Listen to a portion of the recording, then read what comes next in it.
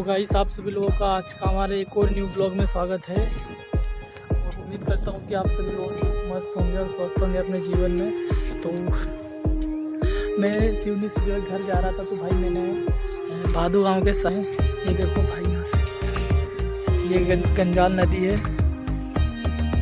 और मौसम भी इतना प्यारा हो रहा है कि भाई ब्लॉगिंग चालू करने का मन कर रहा था तो मैंने सोचा एक वीडियो शूट कर लेता हूँ। यहाँ का ये देखो कितना अच्छा लगा है।